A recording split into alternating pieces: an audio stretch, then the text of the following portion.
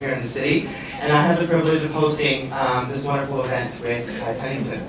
So without further ado, Pennington first won national attention as the creative carpenter on the groundbreaking home improvement television series Trading Spaces. I'm sure we all know Trading Spaces, right?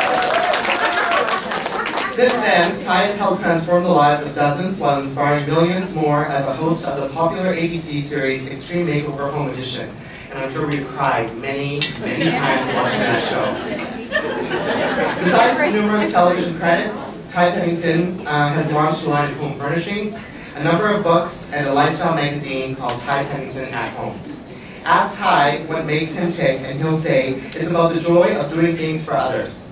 Extreme Makeover is about family, about America, and about those random acts of kindness that can restore the faith in people.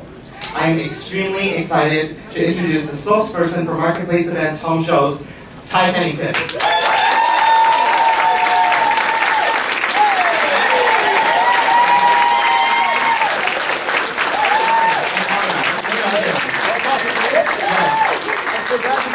Intimate moment. Intimate with 150 of your closest fans in Calgary. No, that's intimate. 150. So how are you? I'm good. How about you? I'm well. Welcome to Calgary. It's so good to be back. And I hear that you have been here before. Yes, but I finally reached puberty, so it's awesome. So it's a whole different experience. Whole new experience. That's awesome. So again, I just want to welcome you to this great event. I think these are, some of your closest fans in Calgary. We're so happy to have you here. Yeah. Thank you. So I want to start at the beginning. Okay, please. Would you like to start? Well, it looks like a man makeover. It's an IKEA. So it is an IKEA. So Trading Spaces. We all love Trading Spaces. So many people think, basically knowing you from Trading Spaces is your big start-off point. Well, it's funny then. Yeah, well, I think you still are. Yes, so many people cry on Trading Spaces for a whole different reason. So that was your big role. So how did you start off at Trading Spaces? Did you have to audition to be the carpenter, or what? How did that all come about? Yeah, interestingly enough,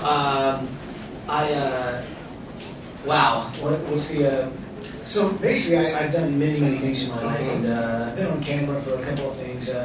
I was in the print world, I don't know how or why, but eventually I got comfortable being in front of the camera.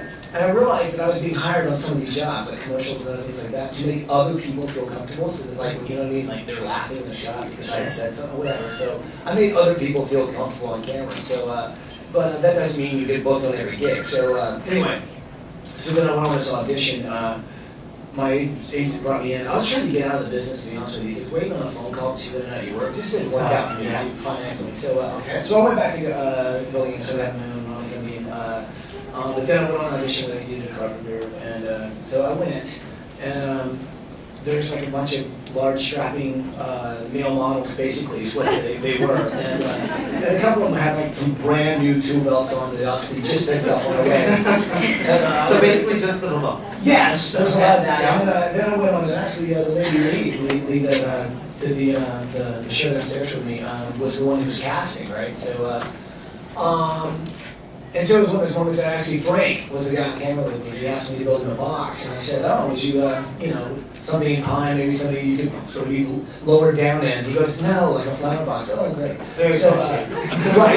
We had a good report. Next thing you know, I got a phone call, and I was like, "No kidding? Yeah, that'd be fun." So, but I got really lucky to go be myself, but then also a little bit of creativity and actually build something, and of course sometimes sabotage things, which is what I was good at. But yes. This is amazing that you can ask me one question, and I can take you on a journey. That's fine. I'm sure all these people are happy to hear it. So that brings me to my next question is about the dynamic between the carpenter and the designer. And I'm an interior designer. I know that when I work with, my carpenters, it's always a bit of a battle. So how was it working on Trading Spaces with your design sense and the designer's design sense, basically? Well, I think in any relationship, it's about chemistry, isn't it? Yes, it is. I mean, honestly, what was a challenge is it's all egos, man. And I think some designers really had a clear design of what they want, and the last thing they want is your added opinion, because they already know exactly what they want. Others say, I may want something like this, and throw you a bone and say, hey, why don't you put some of your creativity into it and see what you come up with. And so a couple of designers worked out really well, because they're like, look, I know you're bored out there just making things out of MDF, and you're giving me $30, and they'll go build us another box out of MDF. And so a couple of ones that I became friends with were like, look, I got like $1,000. I'm gonna give you $400 for wood. Make a gorgeous bed. And I'm like, oh my God, I love you. Give me something I can do. And but some of the funnest things are dealing with egos. Like Doug's ego is just off the charts. Oh my God. I'm like, but I love that. I'm like, really? You're an alpha too? Let's see what happens. So I mean, it was a lot of fun with that, and a lot of people still think Candy is the craziest human on the planet, but she was actually probably the most creative out of all of them, because she was fully aware it was a television show. I mean, she designs rooms and hotels that are gorgeous, but she can also, put up 1,000 wine bottle labels in your kitchen and just destroy it. And be completely happy. Okay, so now Extreme Home Makeover. Yes. So how did that all begin, and whose idea was it? Like, was it your idea and you pitched it, or how did that all come about? Well, it's sort of like this. Obviously, training spaces got very, very popular very quickly, and I think people in the television industry were sort of blown away that a cable show could grow so fast. So the phone started ringing. People in California wanted me to come out and have some meetings, and so I took a couple meetings. We got some creative meetings. I learned very quickly that be careful with your ideas when you go into a meeting without your lawyer, because next thing you know, hey, they're taking your idea. Actually, they asked me what would you like to do, and I said, it'd be really cool to build like really sick, amazing tree houses for Make-A-Wish kids, sort of make last dreams sort of kind of come true. And they all said, oh my God, nobody wants to see that sack of crap. And I was like, okay. I was like, you asked me my thoughts, and so next thing you know, they sort of come back with an idea of building a house in 7 days with 6 designers. It's sort of like Survivor meets, Monster House. And I was like, they're like, so what do you think? You think we can build a house in 7 days? I said, no, but I think it would be a great television show. It is a great television show. But my point is, I think all the best ideas, sort of find their own path. They're not one person's. I think what's great about our show is it evolved. And like, you've ever seen the pilot? It's like we're arguing with each other. It's a verbal battle, and and so it's completely different than it is now, because it turned into more of a life improvement show than just a home improvement show. And I think that's really what's great about it. It really evolved. But the creativity and the ideas and the designs have gotten better, I think, because we've had a chance to, we've just gotten better with what I call, like a good wine. Right. Just get better flavors. Yes. Yeah. So the volunteers is something that I am, so perplexed about, is that there's so many volunteers that come out and help out. How do you get these volunteers? Well, they volunteer. There was no way out of that. Well, and honestly, like, what's so great about it is we really do have people that come out for 3 days, and I mean, volunteer for like 3 hours, and they're staying 3 days. But what's interesting is not all the volunteers are skilled at labor as we like, and so you sort of have to find. You find some that are just amazing and really good at what they do, but what I love about the show is that you'll see a guy who's a professional plumber who has actually finished that job and has gone on to start tiling in the bathroom or doing whatever, and like that's what really blows me away. It's like, and most of these people that are helping out are competitors in their own town, but they're like on the same job site on this, and that's when you realize, okay, they're putting their business, their family, their own life on hold. But to end it with a little bit of humor, but sometimes we also get people that are, that are actually, I believe, retired, you know what I mean? But then they come out and we're like, well, we're here under the t-shirts. But those are the ones that you end up like seeing coming off the bus, and we picked up volunteers at the airport, because you can't really have them lifting him. Sure. And so I love that. Whenever you see like large shots of massive amounts of volunteers, they're all like, they're elderly people coming off, and you're like, really? That's who's building the house? Well, we just needed them in our shot. Yeah, that's what we're And now, the show must be so fulfilling for you, but what is the most, what's the greatest part of doing the show for you? Like, what's the best thing that you get out of it? So you go there and punch you because you make me cry. You're probably going to make everybody else crying here, too. No, honestly, the thing what do I get out of it is the memories and of the families we've been on to touch. And I mean, it's not every day. Television is not the place where things like miracles really happen. It's a remarkable show because the things you do affects a child's life, it affects a family's life, it affects a community's life, and like to not only know that you're a part of it, but to get a letter or to see someone's change, see someone's like breathing, the health has changed, and next thing you know they've grown up or the fact that that person you tried to help couldn't fight that battle, and that leaves a scar forever in your heart, but that week you made a difference, and because of that person, people are aware of a battle against cancer or something like that. So I'd say it's these little moments that I'm most proud of, whether it's a kid with autism and who's swinging on a swing, or seeing a family see something for the first time, or literally jumping up and down and pounding the pavement, screaming up the sky. Those kind of moments don't happen every day in your life, and so that's what stays with me. That's what you're most proud of, is that as a designer, as an artist, what you do isn't just like hung on a wall and say, oh, that's nice. It's actually made a difference in someone's life. So as an artist, it doesn't get any better than that,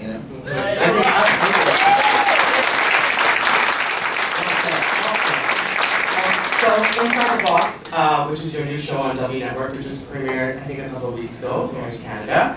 Tell us about the show. Well, I'm really excited about Inside the Box because I enjoy being sad and crying a lot, but not all the time.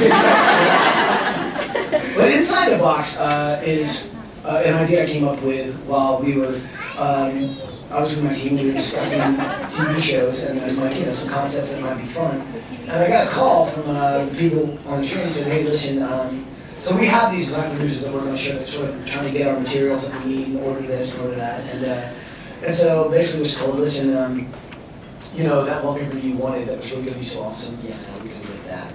Or the flooring that you ordered in that color is out of stock, so this is what you have. So I was like, so you mean all the things that I was going to have that really was pulling this room together aren't there? It was like, no, and we do it on tomorrow. Right. So then I realized, okay, you know what, let's really test people who say they're designers and, sort of armchair designers. A lot of people claim to be, good at that and can hold them together. However, to test a person, it's like, let's see what they can do when they have no idea what materials they're about to have.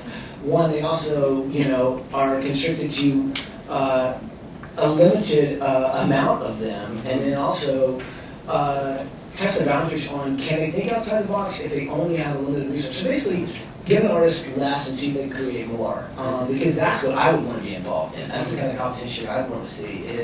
And the secret fun is they actually don't know they're getting the same materials. Oh. So then, how would the two rooms look differently using the same materials? And so I thought, hey, everyone always tells you, hey, think outside the box. Yeah. But in my world, you have to think inside the box because that's what you're dealing with. So I sort of wanted to take a moment and put people sort of in the limited materials and see what they come up with. And I have to say, a lot of the shows been blown away at some of the finished products and what the rooms look like. But I've also seen people who just like, I can't do anything with this. I don't know, and that's what's great because then you really see that, creativity is it doesn't.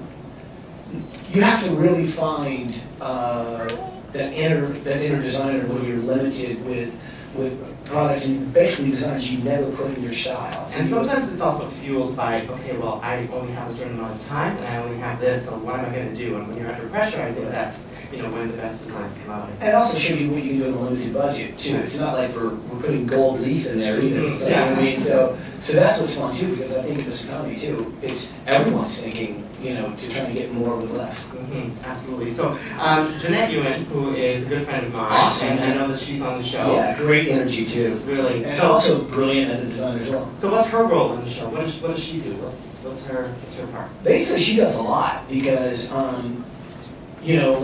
I sort of get the ball rolling, but then I have to take off and live this crazy life that I live. But I go back, so I come up with some plans. But she's there to make sure that people sort of get some clues. I mean, because there are times they just don't understand. Like, what the hell am I supposed to do with all these blades? And she's like, sort of gives them clues, like, what if you looked at it like this? So she sort of gets it, understands what can be done with that, but also doesn't want to, like a teacher would, doesn't want to give away the answers, wants them to self-discover it. But she's a lot of fun too, because she's also in on the fact that we love to tease them and set up things to see if they can figure it out. And she keeps me abreast of what's happening. But yeah, she's a lot of fun because she is all about pushing the envelope. And I think as a designer, that's what we strive to do, is just always raise the bar. Absolutely. That's great, Well, yes. And your furniture line. So you're awesome. Can I hire you to just? Sorry, you got this. You got furniture line. Tell us about your furniture line. What started it, and what made you think, okay, well, you know what? I think I'm gonna put it out there and have my own furniture line. Well, I mean, all the way back to the days of trade spaces. Actually, that's what I was working on before you even got trade spaces, is doing custom pieces of furniture. And, I mean, furniture design is something I'm very passionate about. So, I mean, I have a home fashion plan at Sears, but it's a little bit more, affordable and more accessible to somebody. But the furniture line, I really wanted to make sort of a high-end line. Okay. And what I think is great about this particular line is that it's classic enough that it can fit in so many style homes, but it's also modern enough that there's little bitty features that really sort of bring out. I think we personalize things these days. All our phones have got their own personalized colors. It's like the notebooks in school. And I think furniture should be that way. It should have a chance for the person to pick out a certain color or style, but then also, if they want to hang dog leashes, things that really are who we are. So there's features where you can plug in your iPod, your phone, all these gadgets we didn't used to have 30 years ago. But there's a little hidden. One thing I love about good design is that a surprise, something that's unexpected, and you flip it over and you go, oh, it can do that as well. I think those little surprises are really, I once had a store called ADHD, which is art design, home decor, and I could never get it finished. It took me 6 months to open it. So I had quotes on the glass that said, why start one project when you can almost finish 3? But my favorite one was, people would stop by just to read the glass. They're like, oh, I wonder if it's going to open, but let's see if it's got a new quote up. And so I put this one quote up that said, good design is like a plate glass window. You never see it coming. It leaves a large impression, followed by a slight swelling. Did I answer your question? I hope so. Yeah, good. I like it. I've actually had a chance to work with some of your furniture in designing a space where you were just at signing autographs, and it's a beautiful line. I love the fabrics, and yeah, like you said, it's very transitional. It's beautiful stuff. Awesome, thank you. You're welcome. So next, I want to do something a little bit fun, and so basically what I'm going to do is ask you 10 questions, and it's kind of like a speed round. So just one-word answers. And do they have to make any sense? I hope not. No. Whatever comes to your mind, you just work it out. Yeah. One word answer. Okay. Are you ready? What's your favorite city in America? Calgary. Nashville. Bath or shower? Shower. Let me go. When I get old, I want to have a foot massage. Where would you have a holiday? Mountains or beach? I'd like to snowboard down the mountain to get to the beach. All right, there you go. What's your guilty pleasure? Being human. If you could have dinner with any one person, alive or dead, who would it be? Wow. That's not fair. Well, let's see. I wouldn't mind kicking it with John Lennon just for a minute. Okay. True or false, Hilly has a great design sense? Absolutely true. Hamburger or veggie burger? I'm almost there. How about half and half? Okay. What is the better neutral, gray or beige? Oh, let's be honest, it's gray. Yeah! And last question. Do you wish they all could be California girls or Canadian girls? I mean, I have to say, like, the amount of beautiful people that are in Canada is stunning. And not only just physically, like, everybody's so damn nice. Yes, we are. Awesome. Well, great. Well, that's it. Thank you. Thank you so much.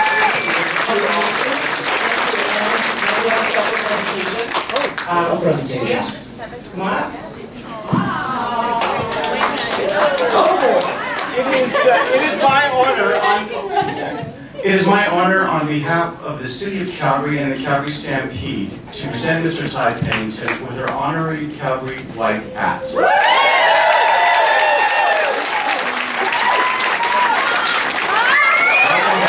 Now, with this honor as an honorary Calgary citizen comes a Calgary cowboy oath. So Ty, if you can indulge me and repeat after me. Okay. I'll give you the mic. Okay. I will read aloud. All right. I, Ty Pennington, I, Ty Pennington. haven't enjoyed myself. I haven't Enjoyed myself enjoyed myself in the only genuine cow town in Canada, in the only genuine cow town in Canada, namely Calgary, Alberta, namely Calgary, Alberta, and haven't been duly exposed and haven't been duly exposed to exceptional amounts to exceptional amounts of heartwarming, heartwarming, handshaking, handshaking, foot stomping, foot stomping, down home, country style, country style, western spirit, western spirit. do promise Do promise to share this here brand to share this here brand of western of hospitality Western hospitality with all folks and critters with all folks and critters who cross my path. who cross my path. Now, on the count of 3, if I could have everybody celebrate this with a grand Calgary Stampede Yahoo. 1, 2, 3.